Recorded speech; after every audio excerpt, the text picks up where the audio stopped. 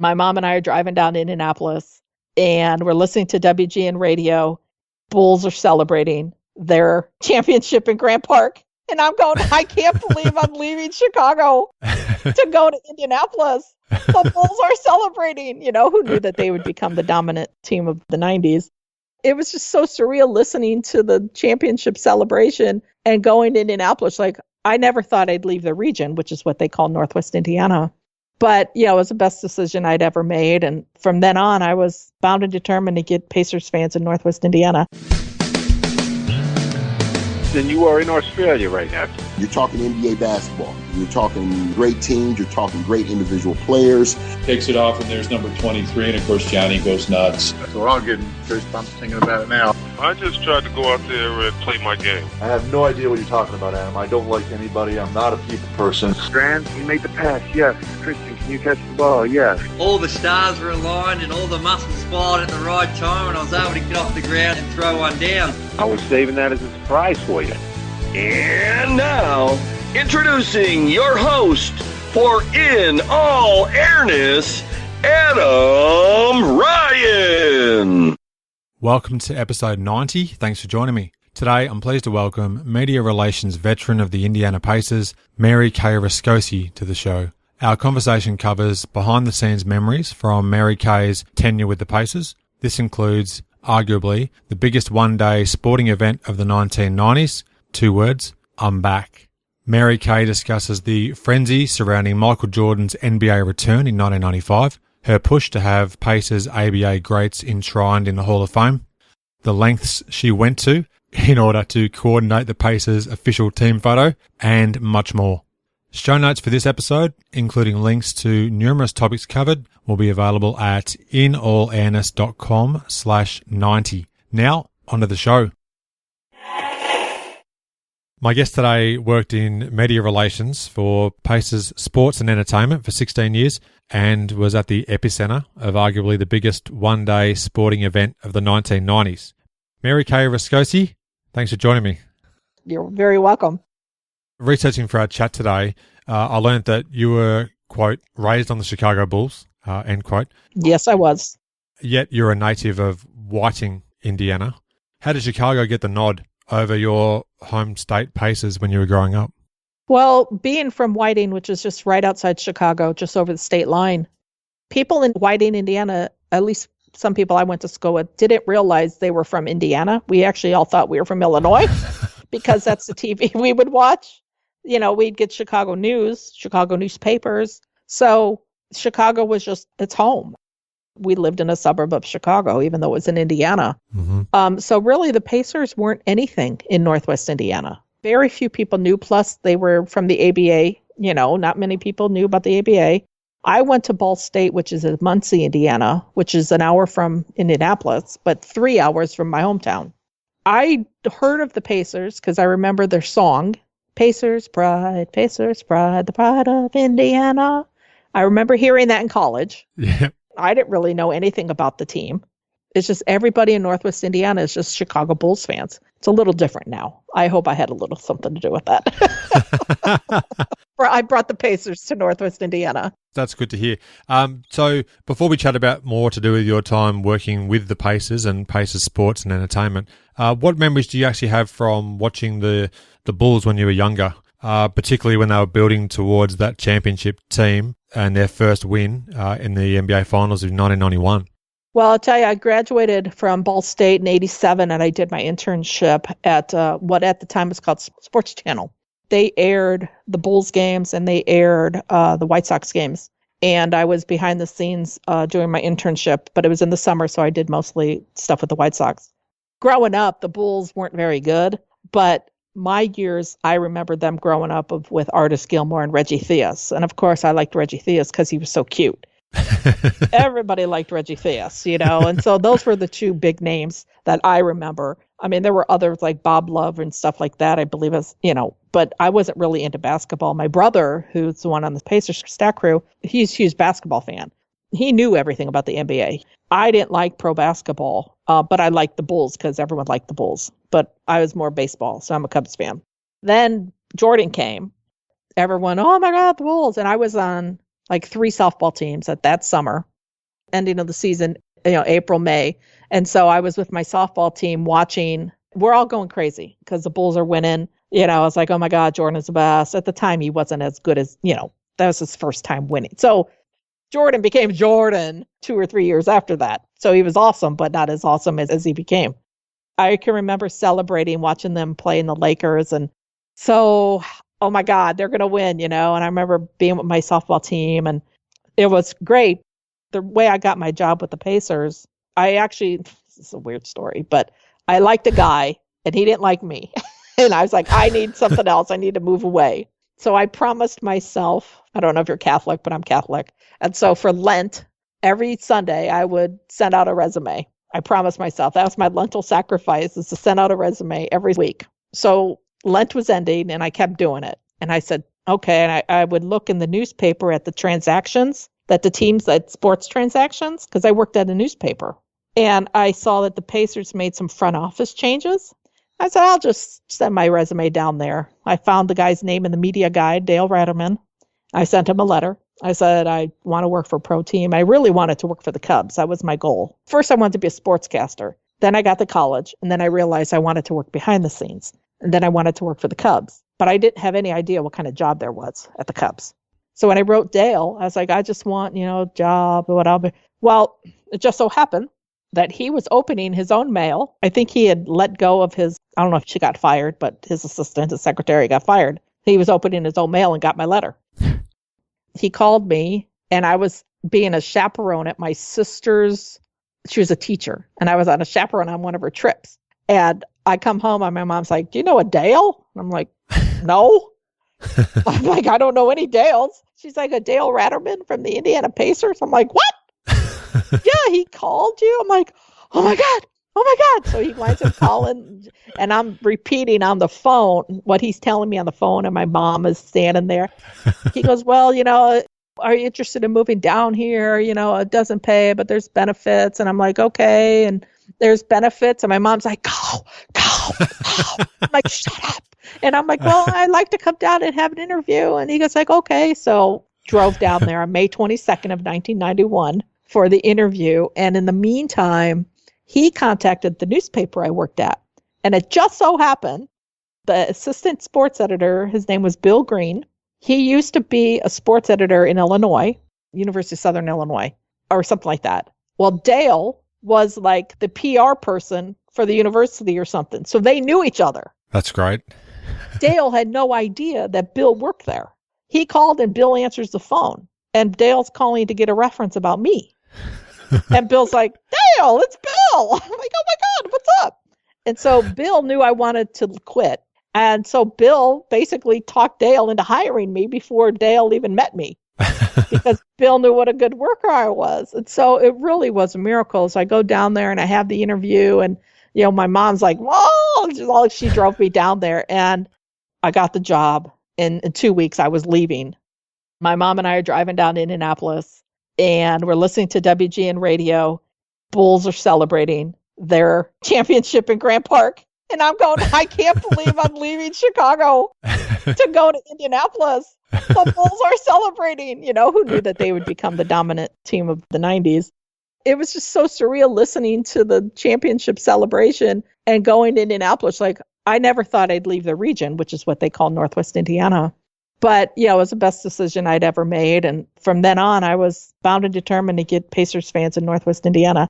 But the problem is that in the NBA, there's territories. Broadcast-wise, you can only go so many miles around. I forget what the mile radius is. So Indianapolis could not broadcast in Northwest Indiana because it's covered by Chicago's radius.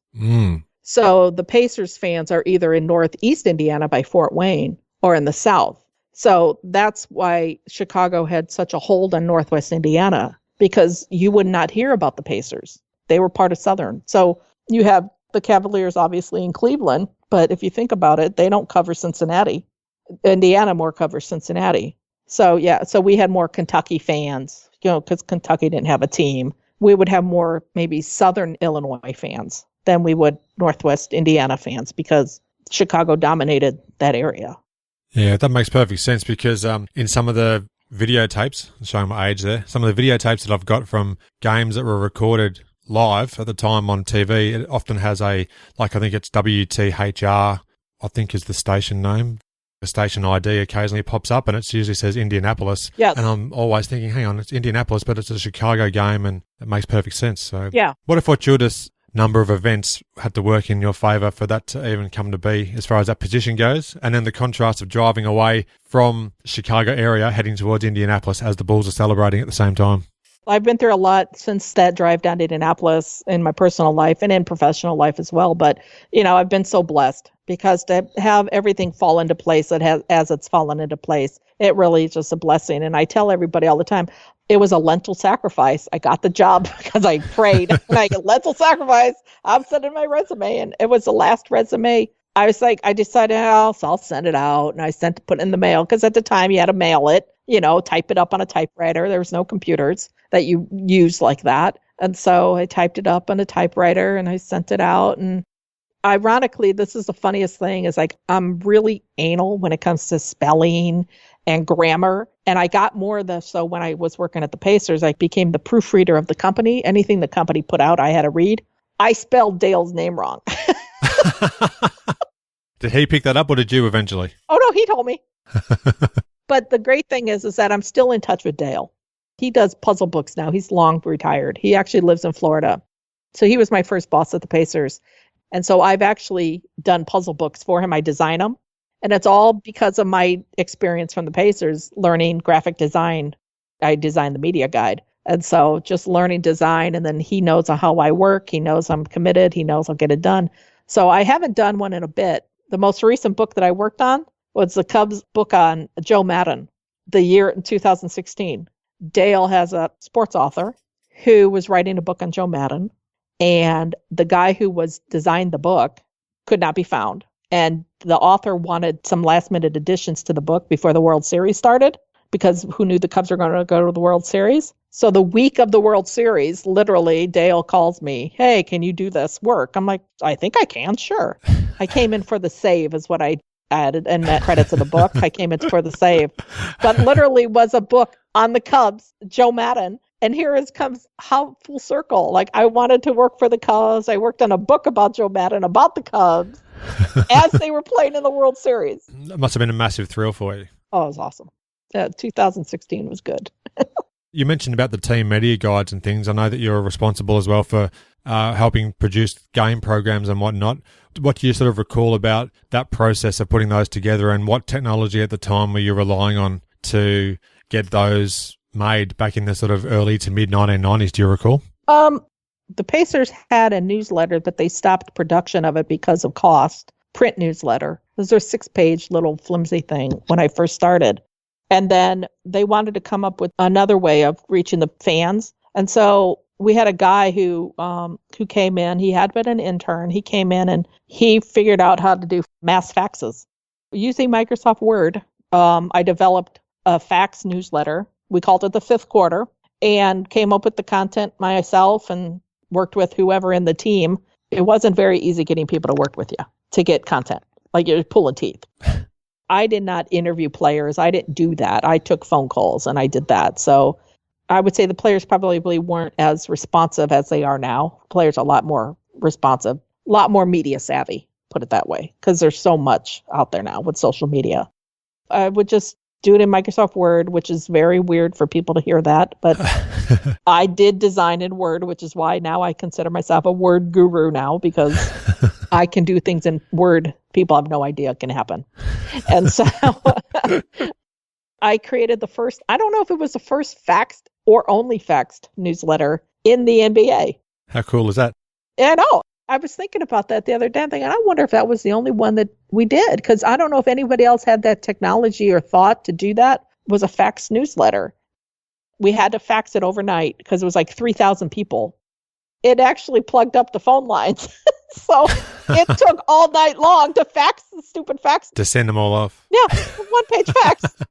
How was the response from people, though? Did they enjoy getting information that was very recent? Yeah, it was. It was like a little behind the scenes of people in the office, and then was like little. I still have a copy of every one of them. I can email them to you. I'd love that, actually. I really would. That's awesome. I was going to ask you, do you happen to have any left? I'd love to see one. I think I have them all somewhere, and I'd have to scan them because I don't obviously have them on the computer. I have them all. Yeah, I can send them to you. It's like I'd love that. upcoming schedule, I don't even, stupid stuff, but clip art, really chintzy stuff. Because of that, the printer who was a sponsor of the Pacers, he says to my boss and to myself, MaryKay, you could just design the media guide in-house and save you a lot of money. All you have to do is learn the software. Really? He goes, yeah. What's the software? It's called Quark. Okay. So 1995, they bought the software, and I started designing the media guide without any knowledge of Quark. I got the files from the printer, and I had one class with the head designer at the printer. She sat with me and taught me some stuff. So I literally did the media guide. I worked every day in the summer of 1995 because I had no idea what I was really doing, but I was saving the company money. Wow. I literally put the media guide together. And from then on, that's why a lot of people might think I'm a graphic designer. I don't consider myself a graphic designer because I didn't go to school for it. But I prefer to be more like a desktop publisher or something like that because I like doing books. I like putting things together. So because of that, I then started doing more computer work, not necessarily in Quark, though. It still was just the media guide, but more in Word. I would do ticket flyers, like sales flyers and stuff like that, and started doing more and more of those things. And as my skills got better in Quark, I would do more like coupons or banners or stuff like that. And then ultimately we switched over to Adobe products because Quark and Adobe InDesign are competitors. Mm-hmm. I had to learn Adobe InDesign, and I went to a few courses that the team paid for to go to like some day courses, local computer learning centers. So I learned InDesign, Photoshop, and Illustrator and Acrobat all through those one-day courses, and then just going and doing it more and more. And it's because of all that created ultimately the publications department. I guess you're adding more and more strings to your bow at the same time. Exactly. As your LinkedIn profile refers, you're a Jackie of all trades. Yes, I am a Jackie of all trades. So I can do it all. So funny thing is people say, what do you want to do? What do you want to, I recently lost my job. It's what do you want to do? And I'm like, I really don't know what I want to do because I had my dream job. I was so fortunate to have my dream job as my first real job. And I had it for 16 years. Since I lost that job, I was like, gee, I don't know what I want to do. I want to put things together. So I can do a lot of stuff. I don't know what I want to do. Yeah, it's the hard part. Yeah, you've got a lot of skills and a lot of real world applications for things that you've done and actually just taken on. As you've learnt it, you've just done it and implemented things. So it sounds like you've got plenty of talent there. So hopefully that job search comes to an end really soon. Yes, I hope so too. It has really taken me far. I still have actually just this last week, one of my former bosses, her name is Kathy. She reached out to me to put something together. So the people I worked with actually continued to contact me for stuff. That's great. But I do freelance work for people. I alluded to this in the intro. In 1995, speculation of Michael Jordan's NBA return was increasing. And on March 18, a two-word fax, I'm back, sent the world into a spin. Now, researching for this chat, I read a great article by Bill Benner, who just so happens to be the brother of Pacers Director of Media Relations, David Benner. Can you just talk us through the frenzy that followed Jordan's fax in terms of what you, David, and Tim Edwards experienced in the 24-hour frenzy prior to the Bulls-Pacers blockbuster on NBC? On that weekend, because when you're in media relations, you work, like if you have a Sunday game, you work on Saturday. So you prepare Saturday. This was back then. Things might be a little different now. But you would go in on Saturday morning, and Tim, who was the assistant, he would write game notes. And you prep the game notes for the media. What I would do is copy all the articles from the previous 2 weeks, because this was pre-internet. Yeah. So they had to know what was being said about the team and just getting some background on the team. So the previous 2 weeks of clippings, make copies, and then copy the notes. And then we make up little media packets. After your last thing of the day on Saturday is that you deliver the media packets to the hotel where the media's staying. So if it's a TV game, a national TV game, you have all the crew, meaning the announcers, the producer, director, a bunch of people, like say 15 packets. Then you have the visiting team packets, which if it's a big city like Chicago, they had the Sun-Times, the Tribune, you had the littler papers, maybe the TV stations. And in this case, in this particular game, it wasn't a big game because Jordan wasn't returning at the time. So it's a small contingency. And then you have to deliver packets to the beat writers, the visiting TV, and then TNT or NBC, in this case, NBC. So I roll out of bed because I think we had a game Friday. So you're tired as hell anyway from the day before. You roll out of bed and you just go into work. I didn't take a shower. I'm just going to put on jeans and a sweatshirt and go into work, right? I'm going to be there for a few hours. Not to be. No, I literally got there probably at 10 o'clock. My boss, David, was at practice. The team at the time practiced off-site. So we were at Market Square Arena, and they actually practiced. I think that was at Park Tudor. I think it was Park Tudor, which is like a private school in Indianapolis on the more north side. He was at practice. Tim and I were in the office. And I think it was about 10 to 11, 10 to 12. Can't remember which one. The phone rang. And there was rumors, whatever. Oh, God. And Tim and I are like, oh, man, that'll suck if he's coming back, and whatever. And then the phone rings and I see it's a 312 area code. Chicago. Yeah, Chicago. So I was like, oh, You usually don't talk to the visiting team by phone. You just don't. No real need. I mean, maybe David would talk to Tim Hallam, Chicago's PR guy. So maybe David and Tim would have talked, but there wasn't really any reason for me to talk to the visiting team, PR people, because you already know what hotel they're staying at because you send in advance, you send the travel list. So I go, hello, it's like, hey, it's Tim. I go, what's up? And I said, don't tell me. He said, well, I said, don't even tell me. And I swear to God, these are words that don't even tell me. He goes, well, forget what words he said. Seriously. I was like, oh, So then I called David and I'm like, he's coming back. What? I said, yeah, Tim just called. They're going to be announcing it, in an hour or so. So I was like, oh, so then we had a little bit of time. Oh my God, it was just such a nightmare because your typical TV game is a lot of credential, national TV game. You have the entire crew, which is could be 60 people. And, back then you had to string each credential by hand, which you still do. You string them by hand. You have to cut the string. We had a ball of string, cut the string, put the string through the little hole, make it so they can just tie it onto themselves. And so it's a big game anyway when it's a national TV game. So then the phones start ringing. It's non-stop telephone ringing. And there's still only 3 of us in the office because David had just returned. Tim and I were still there expecting not to be there that long. So then it's just an onslaught of phone calls. And at the time, we required people to send their media requests via fax.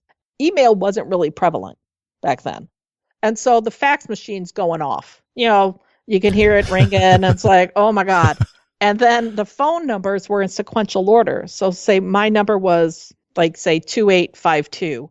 David's was 2851 and Tim's was 2853. The next person's was 2854, then, down the hallway. So we're only 3 of us still in the office and all the phones starting to ring because people couldn't get through to us because we were on the phone talking to media. They just tried the next digit and so on. Yeah, exactly. So they just kept ringing. The whole office kept ringing. So eventually some more ticket people started coming in. And then the building people, which is the real miracle of it, they had to come in because they had to figure out where to put all these media people within less than 24 hours. Market Square Arena was not a very roomy place. I mean, this is not a luxury building like we have nowadays. And they never had playoffs, really, except for the previous years, because we had already been to the finals the previous year. So they kind of knew where media could sit because you have to put the media somewhere. Then you have to reseat those people that have tickets in those seats. What happens during the playoffs is that there's a section that is reserved for the media during the playoffs. So you don't sell those tickets to the public because they're media seats. Well, in this case, those seats are sold to the public. Mm. So where are you going to put the media if those seats are already sold to the public? And moving people around, and every arena has obstructed seating. So maybe you have a seat and there's a cameraman in front of you. So there's always empty seats, but you don't really know that. There's always a seat available when they say, oh, it's sold out. there's always a seat available. So they were filling every seat in the world.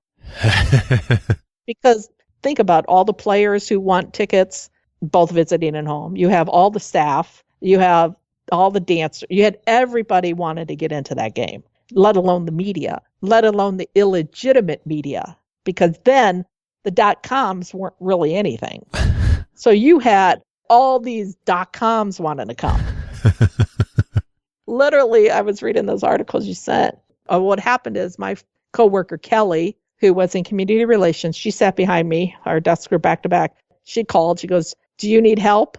Yes. So she came in to help string credentials. And my youngest brother, who ironically is on the stat crew now, he's on the Pacers stat crew. He was coming down because I was from Northwest Indiana, outside Chicago. He was coming down, just to see the game. He doesn't even like the Bulls. He's a Lakers fan. So he literally was just coming down to see the game. And he couldn't get into my house because I had the key and I didn't expect to be at the office the whole time. Ah, of course. Yeah. He came to the office and he was working. He started stringing credentials. While you're here, you might as well help me out. Yeah, okay. So him and Kelly and me are sitting on the floor and phones ringing and Tim doing what he has to do because then, let alone the Bulls side, they had to do a bunch of changing too. You had to update the game notes. They had all this media onslaught on their end. It was really a full nightmare. I think I got home like 1 or 2 in the morning. David, I know, got home after 3 because he was mostly busy. See, we were dealing mostly with the media requests, Tim and I, whereas David was doing that, but he also had to deal with the arena people and setting up the arena so they could handle the media onslaught.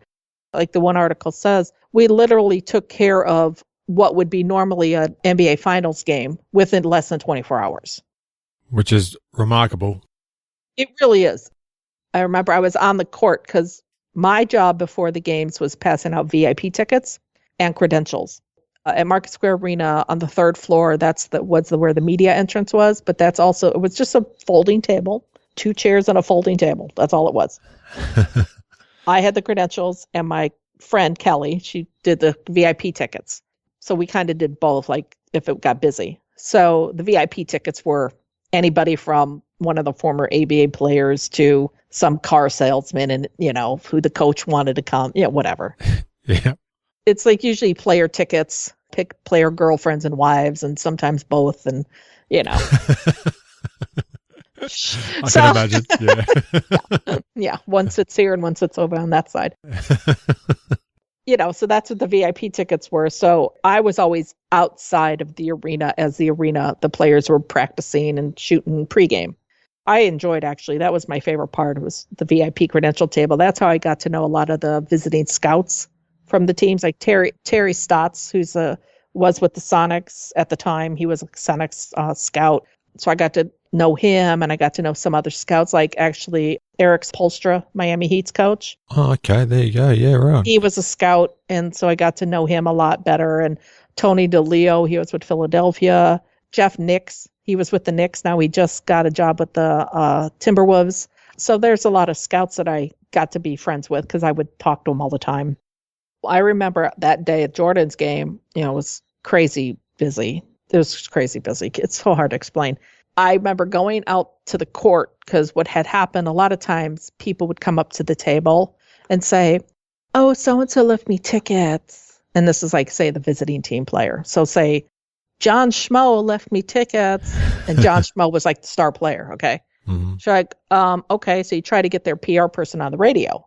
Or you get someone from your staff to get to that person to find out that was impossible because there was so much going on. So I remember going out to the court to go look for Tim or whoever. I don't even know who it was, but I remember I went all the way to the back to look. It was like in the back where the Bulls team was. I remember coming out from the tunnel, which is what we call the tunnel area behind the basket. And I'm coming out and I'm like, I literally came out through the stream of media that the team was about to come through. I was like, holy. You don't have like any sense of time when you're doing stuff like that. And like when the team's coming out and they play the music. But I can remember I turned around and I'm like, oh my God, there's all these media like lining up to take Jordan's video of him coming out of the tunnel. You know, it's like, I could have just ruined all of that for everybody. But then I went back to my table and did what I had to do and then worried about the game later. I guess it's like you have your role to play, and sometimes the game takes a back seat. Oh, it does. Whilst you have to do all the behind the scenes things that actually make the event happen. That's the whole thing. The people don't realize, the people watching the game don't realize that there's hundreds of people that are working the game, and you have no idea. And on holidays, on Christmas, when the people are playing and you're at home watching the game at Christmas, and the Lakers had played every Christmas, there are staff members who never had a Christmas. They are working the game. So your coworkers become your family because you're spending the holidays with your coworkers. All that activity at Market Square Arena back in March of 95 flowed on from just those 2 words on a fax, just saying, I'm back. And that led to all that mayhem behind the scenes, which no one really even knows much about to this day until really now. Yeah, we had a local TV station come in. That was the other thing. You just didn't have sports people. You had news crews. So you had, say, 5 stations in Chicago. You had your ABC affiliate, NBC, CBS, and Fox. Not at the time, it wasn't Fox. I don't know. Might have been. But so all of them wanted to send a news crew. So you're not just doing not only one sports guy, but like 2 sports guys. Same with the newspapers. They weren't just sending one sports beat writer. They were sending their columnist. They were sending their front page news editor or news person. So there was not just sports people coming. This was the hugest story in the NBA in forever, up until the Palace and the Pellets. And so this was the hugest thing. True. There was every beat writer in the country also was there to cover that. So it was everybody coming. So then you had photographers, a whole nother thing. Wild times, hey? Wild times. What they did and get everything set up, the building people were amazing to get the post-game press conference room set up, because it was what we called backstage, which was just behind the one side of the seats.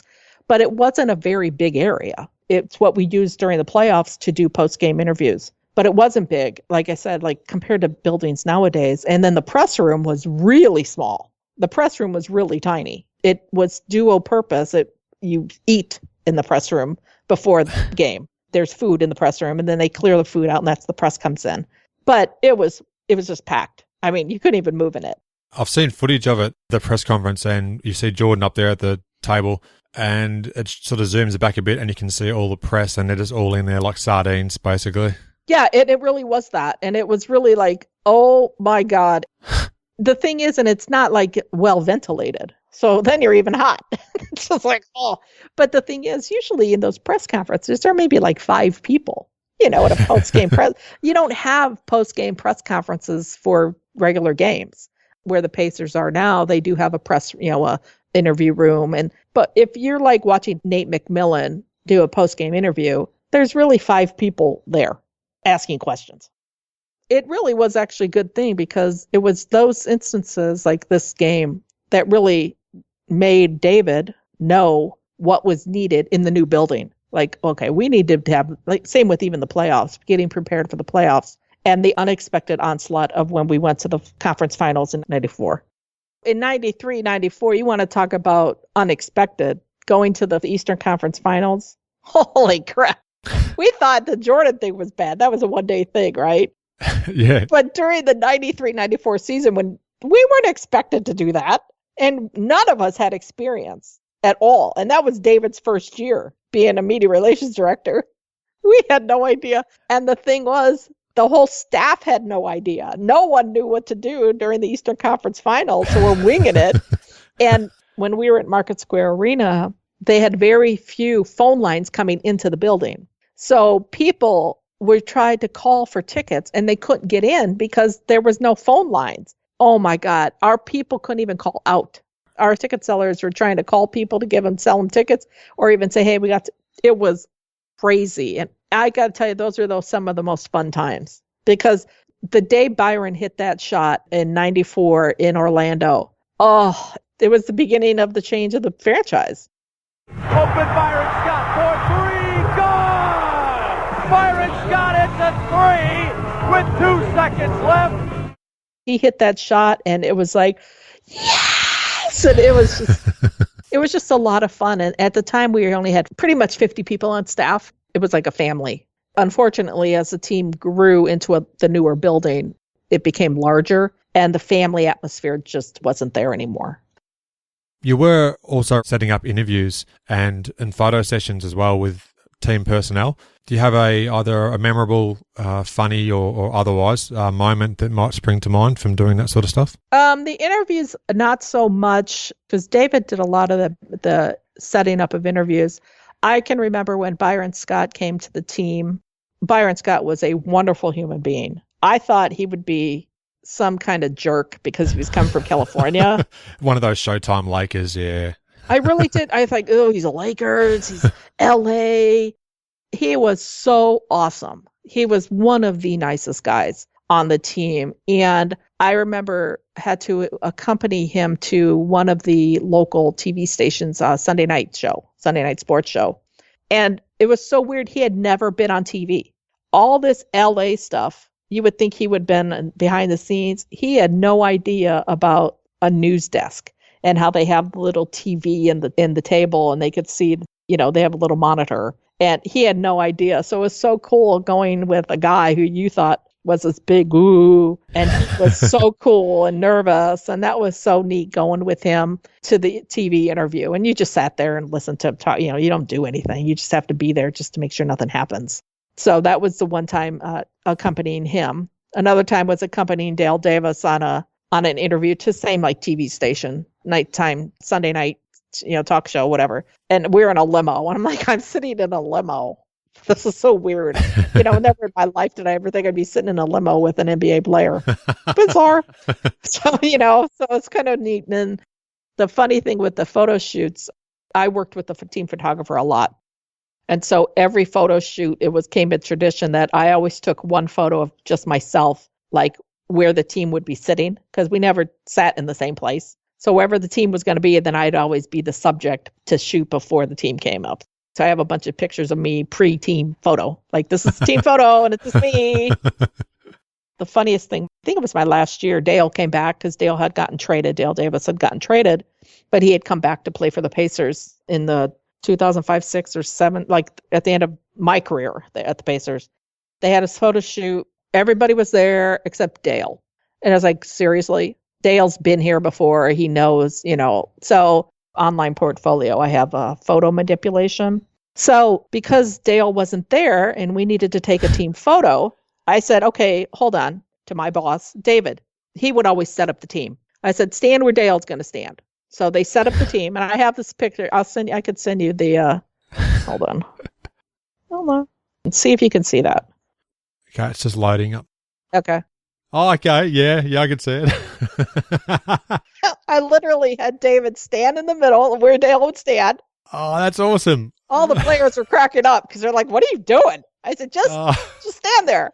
So then I had to cut it out, and then I had to put Dale in, because Dale then came in late that day, and I told the team photographer, just put Dale right there, okay?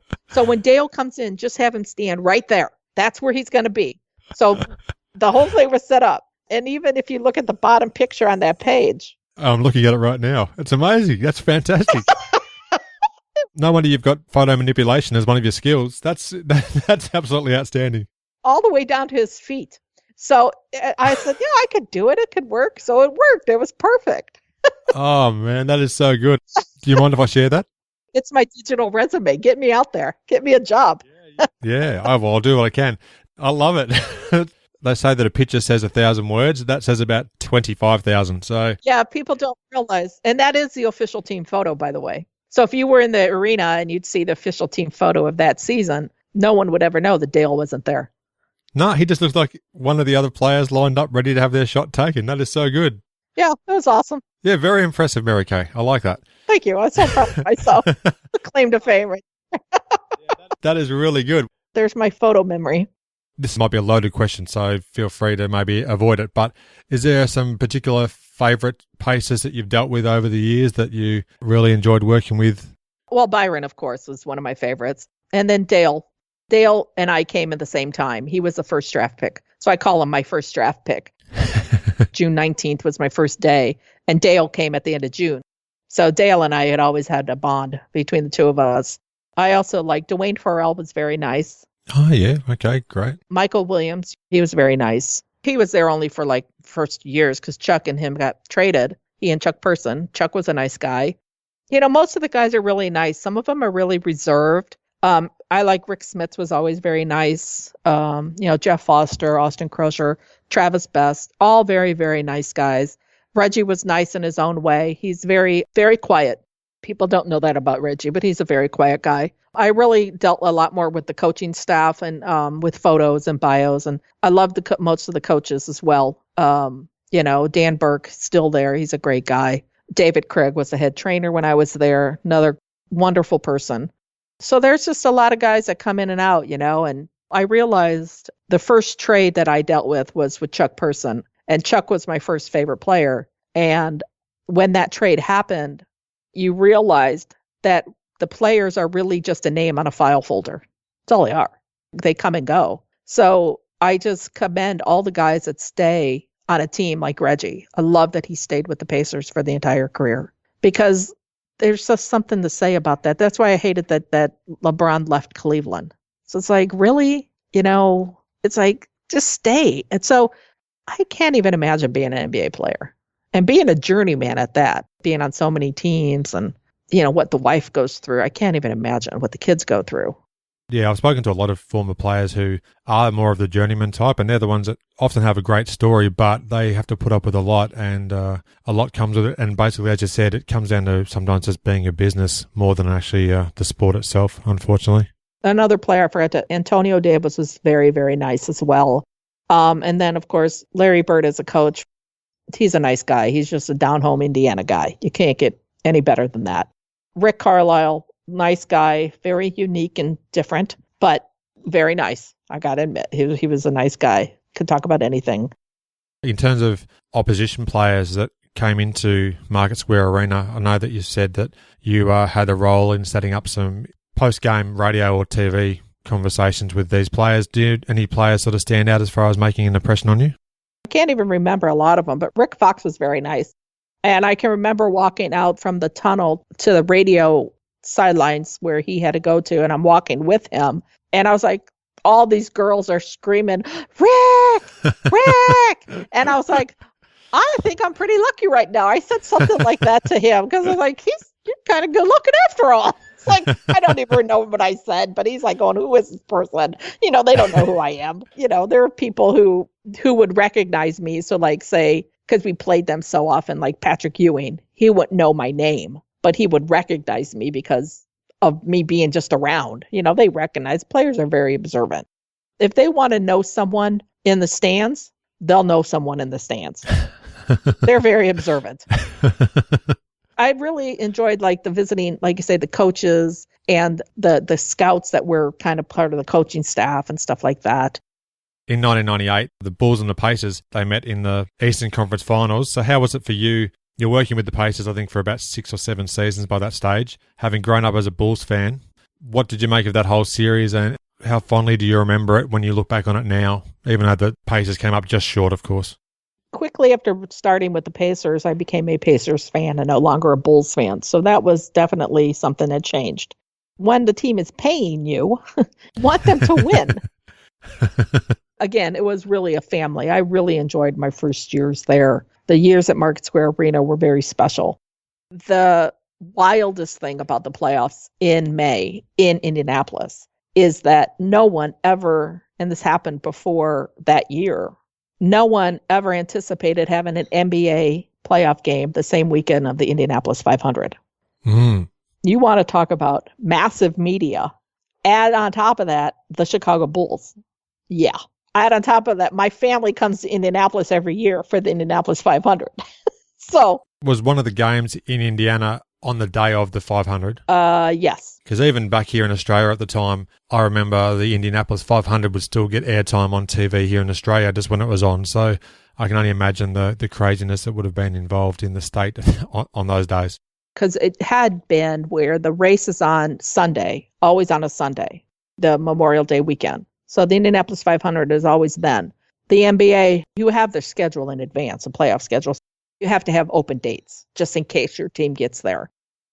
depending on where you land, you'll have a home game or visiting. You don't know. Well, the home games, you would have a game on Saturday, the Indianapolis 500, and then the game on Monday, Memorial Day. So that whole weekend, you not only have a contingency of media coming in for the race, they also are there now to cover the game. Mm. So you have double even media coming in for the games, the playoff games. In that particular sense, the Bulls, you not only have all the Chicago fans coming down to Indianapolis to get tickets because they want to see the Bulls win, let alone all the Jordan fans that are around the freaking country. And then you got Indiana fans, and then the media-wise. And then, of course, my family, which I'm from a very large family.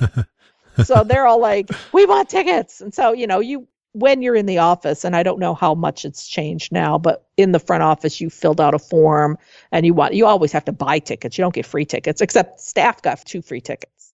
But if you wanted extra tickets, you would have to buy those tickets, especially when it came to playoffs. So, I want 14 tickets.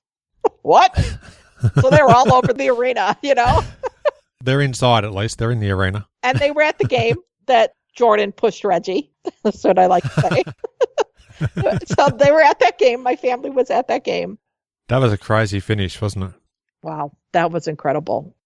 McKee gets it in the middle for the win. It's there! 4/10 of a second. One of the greatest clutch playoff performers of his generation has apparently done it again. That was some great time. I mean, the excitement and just, we had so much fun in the office. And by then, half of my family was Pacers fans. My mom was a Pacers fan. Even Jordan was on the team. They still were morphing into Pacers fans. So it was a really great time to switch over a lot of the Chicago fans to Pacers fans. So I was proud of myself. It's hard to change allegiances, so you've done well. I read a great 1998 article about your push to have Pacer greats Mel Daniels and Roger Brown recognised for their outstanding contributions in the ABA. Now, the Pacers were one of 4 teams that were absorbed into the NBA when the leagues merged. How did you go about raising awareness for Roger and Mel and their respective cases for a very well-deserved place in the Basketball Hall of Fame? I didn't know anything about the ABA when I started at the Pacers. And then I learned about that and the history, and I care about the ABA and that they get the respect that they deserve. That's why in the article where it mentioned me spearheading the whole Hall of Fame push, you don't know how much that made me feel because not many people know that. And I spearheaded it during the lockout year of 98, 99. Yeah, we had nothing to do in the summertime. You're like, okay, we need something to do. They said, you're not going to lose your jobs. Don't worry. But there was a potential of maybe losing the job because of money, Mm. My thing was, these guys need to get in the Hall of Fame. So I started with Roger and Mel, trying to get those 2 in the Hall of Fame. Really Roger, because he had passed away. He just passed away maybe in 1997 or thereabouts. 96. Because my dad died in 95, and I remember Roger died a year after. And so my goal was to get them in the Hall of Fame. When Mel got nominated, I was from afar crying. I was so proud. I was like, yes. And so when Mel died, when I flew up for Mel's funeral, my coworker, Tim, there were 3 of us in our department. There was David, Tim, and myself. Tim, he goes, that's all because of you. And I said, thank you. No one knows. Oh, that's nice, isn't it? No one knows that. Mel knew, he knew because you have to get a bunch of letters from people. So I was calling people up like Artis Gilmore. That's a story. The A-Train, yeah, okay. I grew up watching Artis Gilmore, right? Well, he's a former Bull too. Correct. I was watching Artis Gilmore as a Bulls fan. Then years later, I have to contact Artis Gilmore to get a letter of recommendation from Mel for the Hall of Fame. So I leave a message and then I get a phone call at work. Hi, this is Artis Gilmore. I'm like, oh my God, this is so weird. I'm like talking to Artis Gilmore. This is so bizarre, And I'm like, I used to watch you play. It's just so weird. You're like, surreal moment. But you have to reach out to people to get letters. So reaching out to old coaches and people that historically, if you like NBA or basketball, these names. It was quite an interesting journey. And this was the first time. They resubmitted it years later. The first time I started working on it, I think it was even before 99, because I started in 91. So I'm almost positive I started it before Roger died, because I remember talking to Roger about it. And I told him, I'm going to get you in there. But it was worth every minute I spent. I was very proud of that. And just for context, Mel Daniels was enshrined in 2012 and Roger Brown 2013 in terms of their entry to the Basketball Hall of Fame. How about the 2000 NBA Finals? Jordan was obviously retired in 98. The Pacers make the finals in 2000 against the LA Lakers. What was it like being with a team that was hosting finals games and just being a part of that? It was an incredible time. When they won in New York to make it to the finals, a core of us at the office, at that time we were already moved into the new building, Conseco Fieldhouse. That year was crazy. It was crazy. Moving into a new building and having the finals and having a new WNBA team and having the world championships. It was a busy year. It was crazy. I remember watching the game at the Fieldhouse with my staff because we knew after the game, if we'd won, we were going to have to get some work to do because you don't have much time between games to get things done. There's a lot of work that goes on, especially during the playoffs. You have to prepare so much for the media. Now, back then, it was a little different. I mean, granted, email was a little bit more prevalent, in 2000 and stuff, but there's still packets that you have to get ready and things you just have to prepare. The ticket people have to prepare seats for season ticket. There's a lot of stuff that goes on.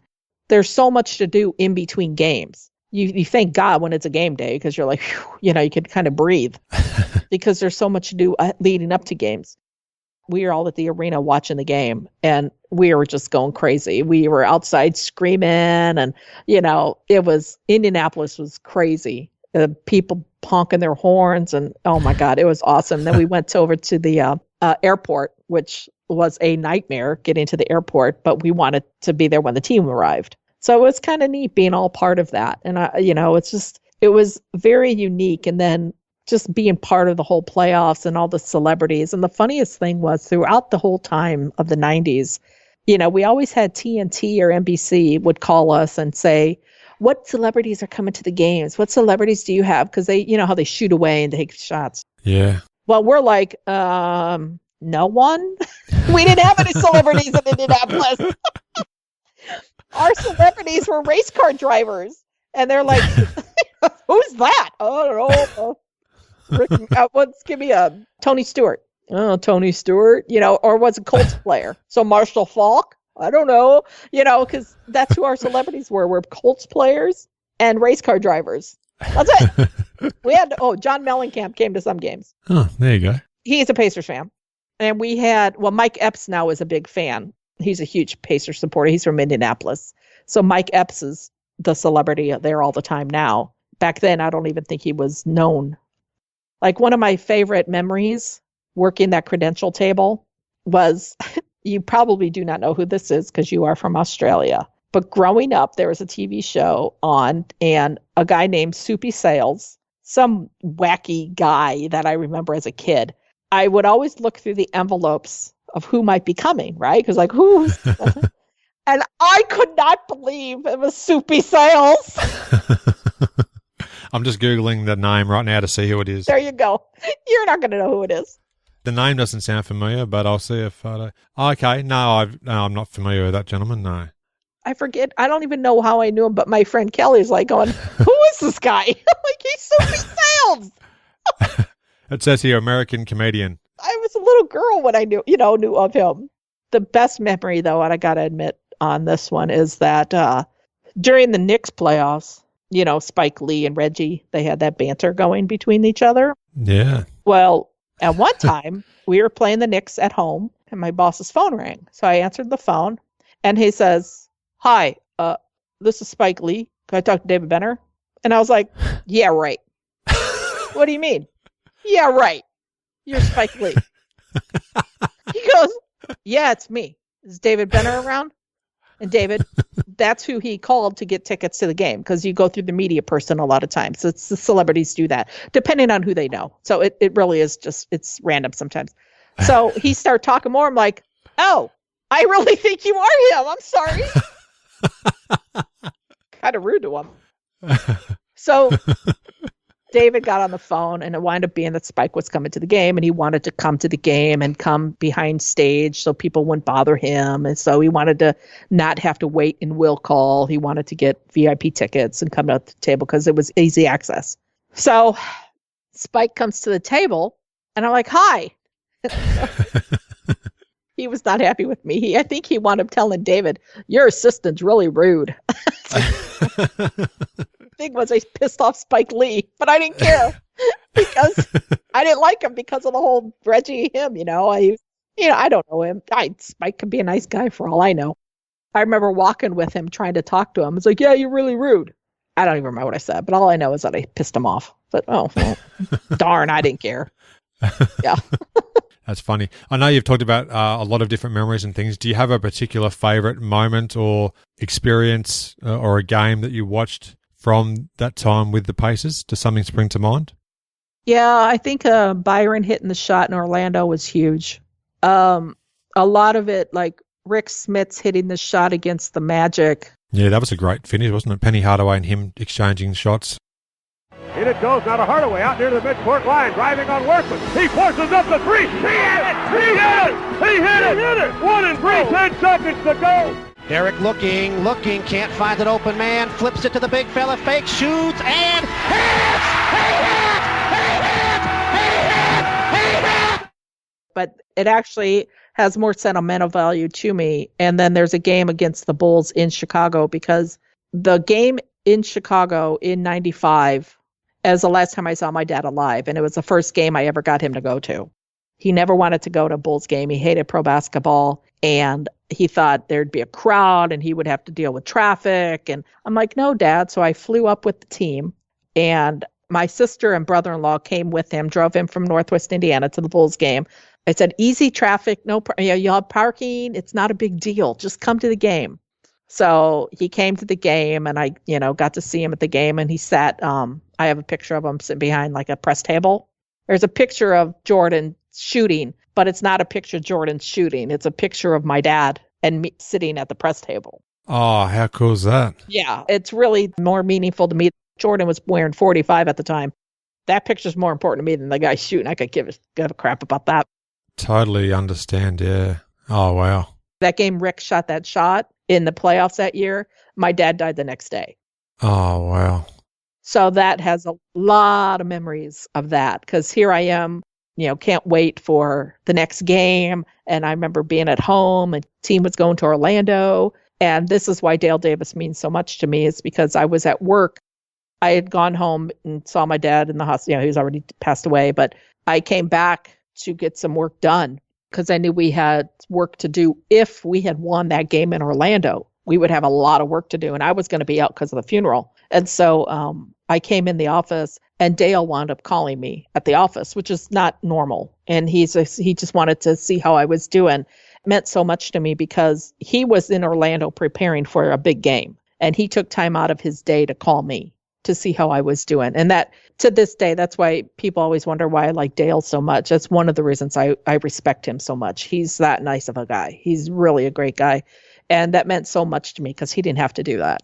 In such a tough moment, and I'm really sorry to hear that's how it all went down, but thanks. For him to show that, that's a classy act in amongst his life. Yeah. But to show the personal side and a human touch, that's really great to hear. Yeah, and these guys are really just humans. They just happen to be tall and play basketball. But they all go to the bathroom just like we all do. So when people get on players for whatever they're going through, it's a lot different now. People understand mental illness, they understand, but some of these guys come from nothing. Absolutely nothing. And they can't get out of that mindset of the entourage and their homeboys. And it's really sad because the ones that do get out of that, they succeed a lot more. Absolutely. Well, thank you for sharing that. And obviously that's incredibly personal, but I really appreciate you mentioning it. So my memories are a lot of my personal part of it. And it makes perfect sense. Yeah. Is there anything else from your time with the Pacers that you'd like to mention? We've covered a whole lot of topics here, which has been great. I really appreciate you making time to chat with me today. Working with Larry Bird was phenomenal. He's a fantastic individual. I was not a Larry Bird fan growing up. I just didn't like basketball. And then meeting him was fantastic. He's a very, very nice, genuine guy. A lot of times people want to say things about players or coaches and they're quiet or mean or rude, but they're just quiet people. They don't know who to trust. He was a great guy. I can remember one time they have a staff workout room where you can work out after work. And I was sitting on the floor stretching before I got on the treadmill. And the team would walk through that workout room to go to the practice court. It was after hours, so the team wasn't there. I was watching TV and ESPN was on, and they had some recap about Bird and probably Magic Johnson. I don't even know.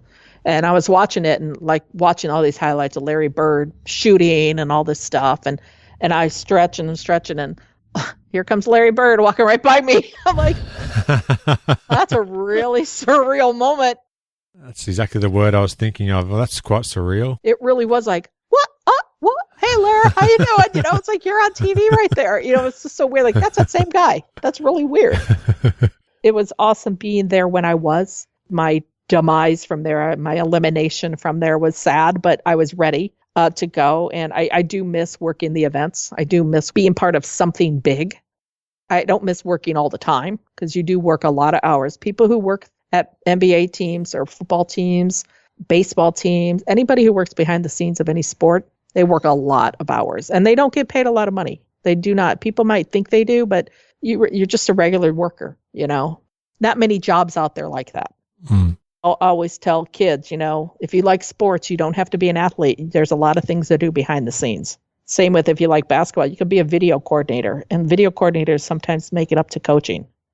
Well, Eric Spoelstra, as you said, he went from being a video coordinator and he's head coach of the Heat. So there you go. Exactly. You know, Peter Dinwiddie, who's head of basketball at the Pacers, he started out as an inside sales ticket rep, and he was a lawyer. I think he had gone to law school, but he wanted to get in with a team and started out. And nice, fantastic guy, Pete Dinwiddie, and has done a fantastic job with the Pacers. Ryan Carr, who's the head of director of scouting, started out as a video intern. He has a fantastic story. So there's a lot of things that people out there who might be interested in getting into the NBA or to the NFL, or there's just a lot of opportunities. And you don't always have to know someone, but you just have to be in the right place at the right time. Perfectly said. It's been great having a chance to speak with you about your memories of your time working within the NBA, and I wish you every success going forwards, and hopefully that job search comes to an end really quickly. Yes, I hope so too. I'll be posting on LinkedIn when I get a new job, like, hallelujah, I got a new job. So hopefully it'll come soon. I can't wait to see that. Thank you. Bye-bye. Thanks for listening. I welcome your interaction with the show. You can suggest topics or guests you want to hear conversations with. Leave a voicemail. Simply visit inallairness.com/voice.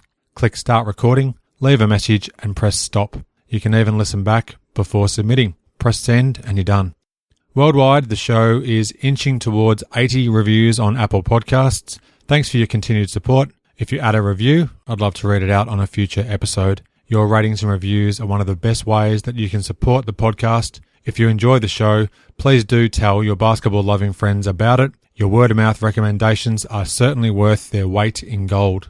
Stay up to date with my podcast and subscribe to my monthly email newsletter. You'll receive exclusive details on upcoming podcast episodes, future high-profile guests to appear on the show, and much more. Simply visit inallairness.com/news. You can subscribe to my show in various ways. Search for In All Airness, 3 words, on your podcast app of choice. The show is on Apple Podcasts, Spotify, Google Podcasts, Overcast, Android, Pocket Casts, and more. Thanks for listening. I hope you enjoyed the show and share my web address with your friends and colleagues, inallairness.com. Check out the podcast archive for plenty more episodes with high-profile guests. Follow me on Twitter at inallairness. Please add your like to the show's social hub, facebook.com/inallairness. Join me next time for another edition of the show.